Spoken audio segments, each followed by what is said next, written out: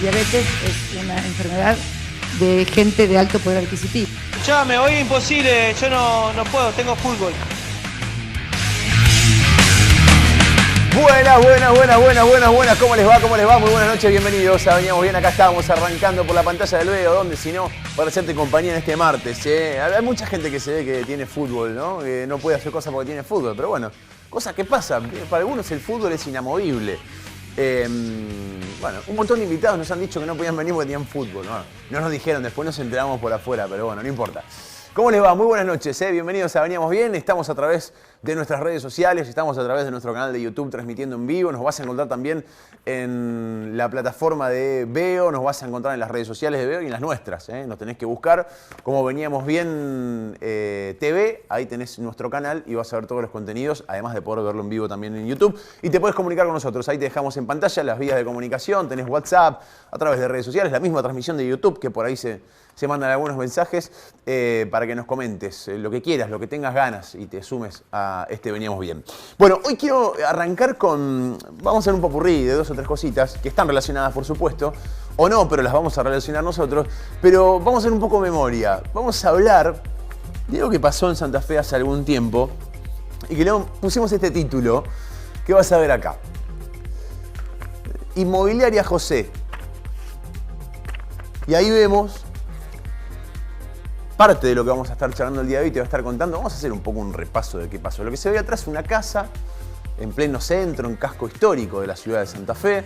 Lo vemos al ex intendente de la ciudad de Santa Fe, ahora ya anunciado como candidato a diputado provincial. Según Maximiliano Puyaro, sería quien va a encabezar la lista de diputados. Chicos, paréntesis, falta bastante todavía, ¿no? Para ya estar anunciando candidatura, pero bueno, no es novedad. Y atrás quien vemos es el diputado nacional Álvaro González, vicepresidente en su momento de la Cámara de Diputados de la Nación, un hombre muy cercano a una parte del peronismo santafesino en su momento, ¿no? Desde Reviglio en adelante, y un hombre que emigró a Buenos Aires, que empezó a tejer la política porteña, que estuvo dentro de la gestión de Mauricio Macri y que hoy es uno de los principales impulsores de la campaña de Rodríguez Larreta para presidente de la Nación. José Corral, Álvaro González.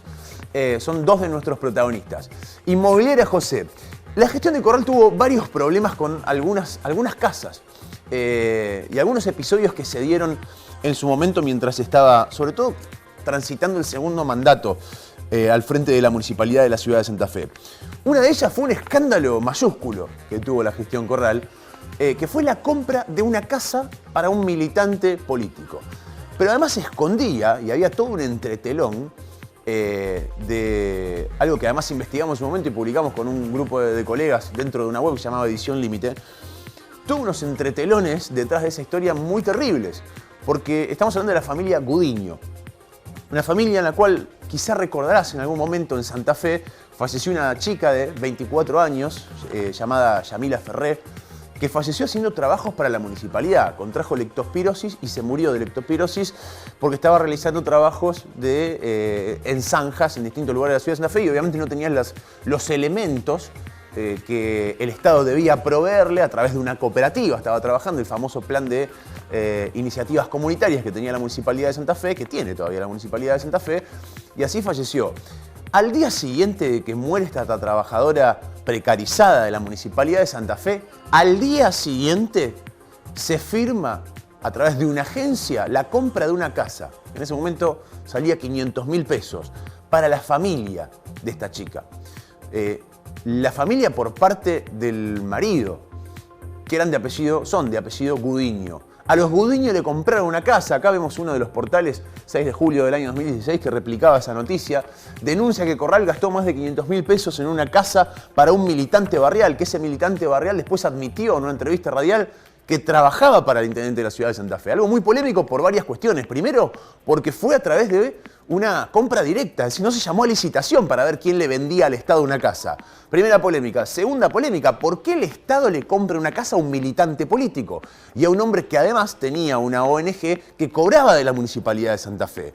Segunda polémica. Tercera polémica, fue justo un día después del fallecimiento de una persona que trabajaba en una de las ONGs que armaban y de las asociaciones civiles que armaban esta familia. Bueno, fue en su momento un escándalo, entre otras cuestiones. Este fue el caso que destapó lo que después se conoció como Corral Papers. Porque cuando nos empezamos a meter en el trabajo investigativo dentro de la asociación civil que comandaba el señor Gudiño, a la cual había la municipalidad, con plata de todos, comprado una casa, nos empezamos a encontrar con un montón de irregularidades y empezaron a aparecer y a aflorar un montón de familias de punteros políticos que armaban asociaciones civiles para tener laburos desde la municipalidad, que eran laburos que generalmente no se hacían y que en realidad lo que hacían eran laburos de campaña, salir a pintar paredes, colgar carteles, entre algunos otros bastante más turbios. Pero bueno, quedémonos ahí. Ese caso fue el que un tiempo después destapa los Corral Papers. De hecho, esto lo publicábamos ahí cerca de mediados del año 2016. A fines del año 2017 publicábamos los Corral Papers contando toda una maquinaria del Estado para transferir fondos públicos a punteros políticos. Este caso quedó en la nada. No hubo ni siquiera una causa judicial. Un escándalo quedó ahí y hasta ahí. Los Corral Papers sí tuvieron una causa judicial con un allanamiento en la Municipalidad de Santa Fe. Después le cortaron la cabeza a los fiscales. Se lo dieron a un nuevo fiscal que se llama Ezequiel Hernández, que lo cajoneó, lo dejó durmiendo ad eternum a una causa que tenía ya el fiscal de aquel momento, que era Roberto Apuyán, preparada una imputación y un procesamiento para el principal funcionario a cargo del programa de iniciativas comunitarias, que era el secretario de Desarrollo Social, Carlos Medrano, en la Municipalidad de Santa Fe. Y al poco tiempo después, primer problema con una casa, ¿no? Y al poco tiempo después aparece esta casa. Esta casa es particular porque... Te voy a mostrar un video, mira, vamos a ir poniéndolo a video y lo vamos viendo. Esta casa está en pleno casco histórico de la ciudad de Santa Fe. Este video, ¿no? Santa Fe, Fundación Pensar, decía ahí. Esto es por dentro, ¿no? Está la casa por dentro. Esta casa fue la primera sede, lo vemos a Macri, a, bueno, varios funcionarios del PRO. Ahí atrás está Mercier, chicos, Mercier. Ministro de Economía y otros cargos más de las últimas, de las gestiones del peronismo. Vemos en su momento a Bullrich, a quien fue después y en ese momento vicepresidenta de la Nación, a Macri, a Del Cel. La Fundación Pensar es la sede del PRO desembarcando en su momento en Santa Fe para armar la campaña electoral de Miguel Del Cel, básicamente. Y ahí lo vemos, ¿no? A Miguel Del Cel en aquel momento dentro de esa casa que ves. Ahí estuvo la Fundación Pensar. ¿Qué pasó? Cuando Del Cel pierde las elecciones y el campamento se levanta, porque si no gana las elecciones, evidentemente todo esto no sirve. Cuando se levantó el campamento de esa casa, aparece otra utilización de esa casa. Pero antes quiero mostrarte esto. Mirá lo que decía Álvaro González, el hombre encargado de armar la candidatura de Macri en Santa Fe a través de Del Cel, y de armar la Fundación Pensar, porque esa casa es la casa de la familia de González, del diputado nacional Álvaro González. Y mirá lo que decía en su web, una nota que ya está dada de baja, pero en la noticia, en la web, era alvarogonzalez.com.ar, /Fundación Pensar, él explicaba el orgullo que él sentía de que la Fundación Pensar desembarque en Santa Fe, la fundación que apalancaba la candidatura de Macri y de Del Cel, en su casa de toda la vida, ¿no? Es un gran orgullo que la casa que habité durante mi infancia y mi juventud sea ahora un espacio de debate donde se idearán los cimientos de la provincia de Santa Fe y la Argentina que se vienen. Mi casa de la infancia, decía Álvaro González. Lo loco es que tiempo después, cuando no se da el cimiento de la provincia de Santa Fe, es decir, cuando no gana el PRO en Santa Fe, desaparece la Fundación Pensar de ese lugar. ¿Y qué aparece al poco tiempo? Una sede de gendarmería. Y yo recuerdo ese momento que fue muy extraño, entonces empezamos a investigar qué estaba pasando ahí, por qué Gendarmería venía a Santa Fe, uno de los tantos anuncios de llegan los gendarmes a Santa Fe. Lo que hizo la ciudad de Santa Fe fue alquilarle un inmueble a Gendarmería para instalar una sede de Gendarmería ahí y armar una especie de comando para dirigir lo que iba a ser Gendarmería en Santa Fe. Paréntesis, la única ciudad en todo el país que le alquiló una casa cuando llegan fuerzas federales. De hecho, por ejemplo, la provincia de Santa Fe en general, cuando venían efectivos federales, tenía que hacerse cargo de alojamiento, de otras cuestiones. Pero más allá de eso, la ciudad de Santa Fe alquiló una casa. Y adivina qué casa alquiló. la municipalidad de la ciudad de Santa Fe? La casa de Álvaro González. Álvaro González puso su casa, que es esta, que acá la vemos, y vos decís, bueno, así como lo hizo con la Fundación Pensar, habrá dicho que bien, para mi Santa Fe, para que Gendarmería. No, la Municipalidad de Santa Fe la alquiló. Y aparece un gran ruido. ¿Por qué aparece un gran ruido? Porque la Municipalidad de Santa Fe, comandada por José Corral, eran los principales militantes del PRO a nivel nacional, le estaba alquilando una casa a un funcionario nacional cercano a Mauricio Macri, santafesino, para que llegue Gendarmería, que la decisión de que llegue Gendarmería la tomaba en ese momento Patricia Bullrich. Es decir, un gobierno mandaba gendarmes a Santa Fe alquilaba una casa que pertenecía a un diputado nacional. Mucho ruido. ¿Por qué mucho ruido? Bueno, por varias cuestiones. Esto comenzó a investigarse y se empiezan a descubrir, avanza la investigación que la tiene el fiscal Walter Rodríguez, fiscal federal Walter Rodríguez, se empiezan a descubrir algunas cosas, como por ejemplo que ese trámite mediante el cual dos funcionarios, uno de Gendarmería y el subsecretario de Seguridad de Santa Fe, alquila una casa para Gendarmería, se hizo de manera express. Se presenta un pedido por parte de Gendarmería y a los 4 días la municipalidad, sin llamado a licitación, sin nada, pone la plata y se empieza a alquilar esa casa. Una casa que se alquila por 3 años, desde el año 2016 hasta el año 2019, por el monto de, el primer año, 50.000 pesos por mes, que era bastante en aquel momento, el segundo año 65.000 pesos por mes y una renovación por un tercer año posterior. Esa casa estuvo alquilada por la Municipalidad de Santa Fe para, vaya uno a saber qué tenía que hacer Gendarmería, cuando en realidad Gendarmería tiene sedes además en Santa Fe, entre otras cuestiones. Bueno, acá vemos, por ejemplo, una de las publicaciones muy recientes y ahora te cuento por qué traemos a colación esta causa desde el año 2016 en adelante, que además tiene, insisto, muchas particularidades. Porque cuando el fiscal entiende y empieza a ver algunas cuestiones, ve que en el supuesto concurso de precios o las opciones que tenía la municipalidad de otras 3 viviendas, todas estaban armadas para claramente favorecer la vivienda del diputado nacional del PRO. Y porque de alguna manera entendía un fiscal que acá existía una maniobra para que esos fondos públicos de la ciudad de Santa Fe, a través de un contrato con el Estado, lleguen a un diputado nacional. Que se hizo en un contrato de 2 años de más de 2 millones de pesos. Bueno, bastante ruido, ¿no? Porque decís, che, pará, del mismo signo político se alquilan una casa entre ellos para una función media extraña, porque la verdad es que no cerraba por ningún lado que Gendarmería tenga un caserón, como viste anteriormente, motiva una causa judicial. Causa judicial que cae en las manos de quien estaba en ese momento a cargo del Juzgado Federal número 2 de Santa Fe, que era el señor Marcelo Bailaque.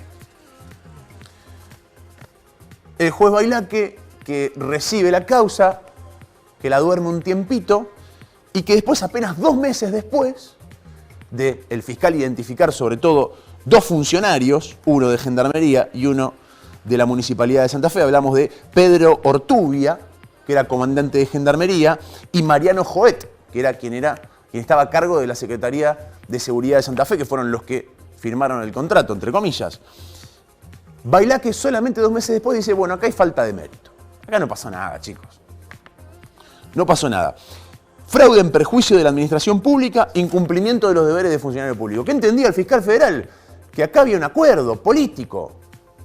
Sencillo, digamos, un acuerdo político donde se estaban traspasando guita que al fin y al cabo salía del erario público del santafesino, salía de la Municipalidad de Santa Fe. Que esto tenía que tener otra metodología de transparencia si es que era necesario alquilar esa casa.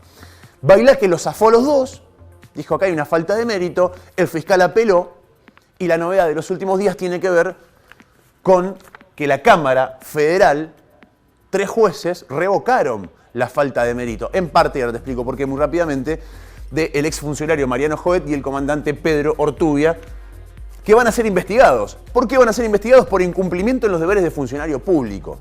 Pero vos decís, la imputación tenía 2 delitos. Incumplimiento en los deberes de funcionario público por un lado y fraude en perjuicio del Estado. Algo muy extraño que se dio también. Los 3 jueces que definieron, en este caso, sobre el destino de estos 2 funcionarios, dijeron, che, nos parece que no hay falta de mérito en el incumplimiento de los deberes, pero que sí hay falta de mérito en que esta fue una maniobra que perjudicó o generó un fraude al Estado. Algo bastante extraño. De hecho, los 3 jueces hay 2 que no están de acuerdo. Como se vota por mayoría, finalmente la Cámara Federal revocó la falta de mérito y va a avanzar el juicio por incumplimiento de los deberes, no por el otro delito que imputaba el fiscal. Esta es la novedad. Es interesante, ¿por qué? Porque de todas las causas que tuvo la gestión de José Corral, la única que avanzó es la del Fuero Federal. ¿Casualidad? No lo sé. Pero el resto de las causas, y muchas muy graves, y mucho más que esta inclusive, quedaron dormidas. Y vemos otra vez lo que también hemos hablado muchas veces, ¿no? Cómo la relación entre la justicia y la política, ante los ojos de todos, por lo menos plantea muchísimas dudas.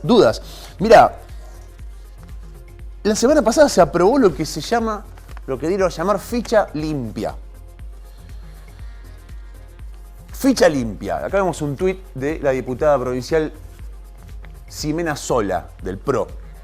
Ficha limpia es ley en Santa Fe. Tenemos una buena noticia para todos los santafesinos. Después de 2 años de haber presentado este proyecto, hoy con el apoyo de todos los legisladores aprobamos la ficha limpia en nuestra provincia. Algunos medios, entre ellos La Nación, la daban a la diputada Ximena Sola como la autora de este proyecto. Ahí la vemos. Si bien aparentemente fue un proyecto medio construido porque entró uno por el Senado, entró otro por diputados, bueno, nunca se supo bien concretamente el proyecto que se votó de quién es. Independientemente de esa nimiedad, todos empiezan a llevar agua para su molino. Y decía, por ejemplo, en esta nota que vas a ver a continuación en el diario La Nación, la diputada Ximena Sola, bueno, La Nación lo publicaba, ¿no? Santa Fe aprobó la ley de ficha limpia, que el oficialismo resiste en el Congreso Nacional. La legislatura de la provincia de Santa Fe sancionó una norma que impide presentarse para cargos políticos a personas con condenas confirmadas. Lo que hace esta ficha limpia es impedir, como bien lo dice esta bajada, que si algún referente político tiene una causa con condena firme, pueda ser candidato, ¿no? Ni más ni menos que eso. Y mirá lo que decía una de las autoras de la iniciativa en una entrevista con La Nación. Esto es como una frontera moral, dijo la diputada provincial, y dijo que la aplicación de la ley representa un cambio trascendental. Nos acerca, esto me interesa, nos acerca a los estándares internacionales para acceder a los cargos públicos, ¿no? Entonces, che, qué bueno, la provincia de Santa Fe, cerca de estándares internacionales, más allá de que es una frontera moral, que claro que alguien que está condenado por un delito no puede ser candidato. Bueno, sí, es bastante lógico, ¿no? Por otra parte, vemos también otra parte de la dirigencia política hacerse eco de esta situación. El ya candidato a gobernador de la provincia, Maximiliano Puyaro, que también es diputado, dice, hoy en la Cámara de Diputados de Santa Fe aprobamos la ley de ficha limpia, ¿no? De @ficha limpia, un proyecto de Felipe Miklik, también cambiaron el titular del proyecto, que impide ser candidato a quienes tengan condena por hechos de corrupción o delitos violentos de índole sexual y de género, entre otros antecedentes. Bueno, es un paso más para cambiar Santa Fe, dice Maximiliano Puyaro. Mirá, hay otro tuit que lo precede a este. El cambio está en marcha. Quienes asumimos la responsabilidad de representar al pueblo, a cada departamento y a toda Santa Fe ante la nación y el mundo entero, tenemos la obligación ética, moral y a partir de hoy también legal, dice Puyaro, de ejercerla en forma coherente y con transparencia. 2 de los tuits de Maximiliano Puyaro, citando a Felipe Miklik, el senador por el departamento San Cristóbal, parte del gran armado que tiene Puyaro en la provincia de Santa Fe y un sector del radicalismo que dice es el autor de esta iniciativa. La pregunta que cabe hacerse es si efectivamente esto es una cuestión moral y que busca transparencia para los cargos públicos. Vos decís, che, es cierto, sí, alguien condenado, con condena firme, por un delito vinculado a corrupción o de índole sexual, entre otros, y no puede ser candidato. Ahora bien, ¿cuántos políticos llegan a tener una condena en estos casos?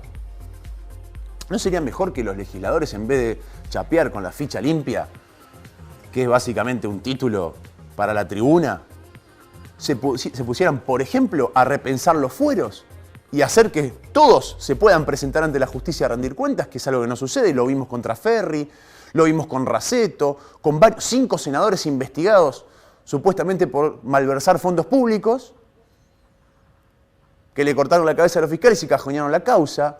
el caso de Traferri, vinculado a un escándalo de una causa de juego clandestino, donde todos están condenados, menos él porque es senador y tiene fueros, y los mismos padres no le sacaron los fueros. Pero mirá esta curiosidad, que lo escuché a dos colegas, a un colega, a Juanma Berlanga, en radio esta semana, comentarlo, y me recordó a lo que pasó en el año 2006. Felipe Migli, que es el autor de Ficha Limpia, en su momento también tuvo un pedido de desafuero en la Cámara de Senadores de la provincia de Santa Fe. Decía en aquel momento Migli que no descartaba que todo esto tenía que ver y era base y parte de una operación política. Muy resumidamente, ¿qué pasó en el año 2006? Migli es presidente comunal de Ambrosetti por 14 años consecutivos. Y lo sucede Zamora, alguien de su propio riñón político. Y después pierde las elecciones. Y viene otra coalición de un partido vecinal que le ganó por apenas 50 votos, en una localidad muy pequeña, Ambrosetti, que después con otras elecciones fue ampliando esa diferencia.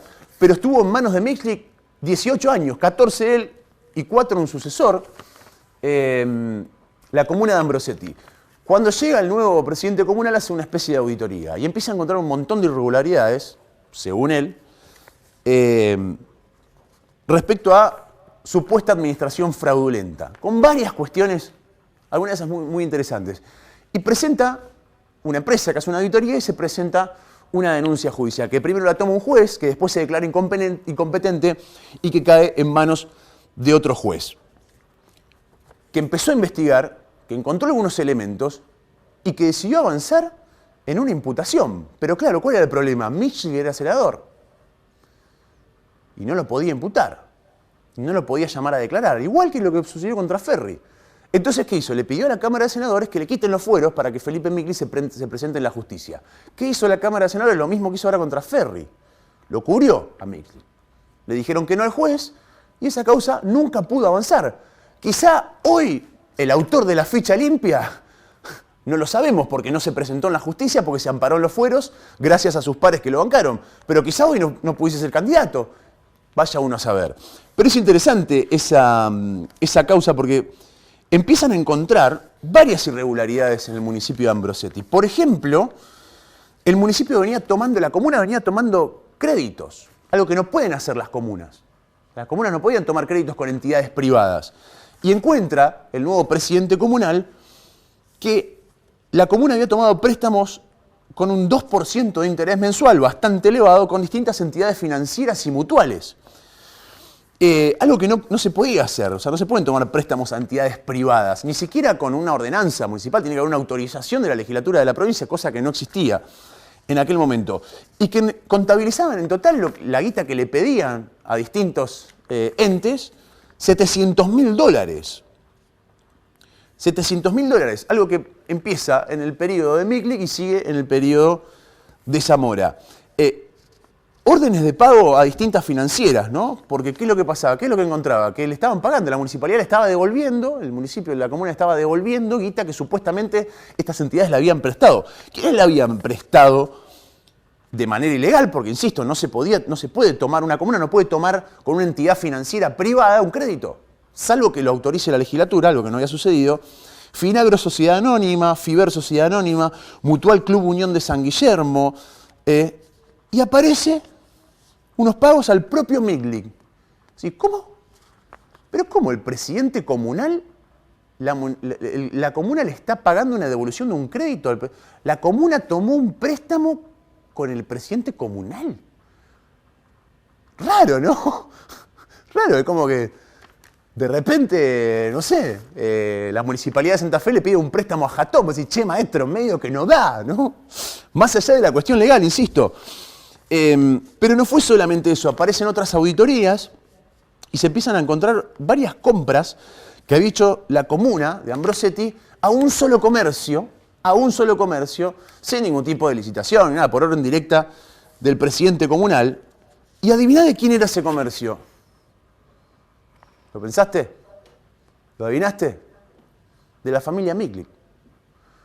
O sea, la comuna compraba cosas a un comercio de la familia. En ese momento, Felipe Migli se escudó diciendo, no, pero yo ya vendí mi parte, no es más mío, es de mi familia nomás. Bueno, que usted haya vendido su parte no significa que por lo menos no haga un poco de ruido moral, como dijo Puyaro, ¿no? Moral de que su comuna, que usted hace 14 años es presidente comunal, le compre a un negocio propio. Y después aparecieron algunos pagos de bolsones del plan alimentario a una mujer que llamaba en ese momento Nora B. de Machado. ¿Quién era Nora B. de Machado que armaba bolsones alimentarios y se los vendía a la comuna? La madre de Felipe Miglia. La mamá. O sea, la señora Machado hacía bolsones y se los vendía a la comuna. Todas estas irregularidades se presentaron en la justicia. Un juez consideró que había por lo menos algunos elementos que debía explicar. Pagos de horas extras sin justificación.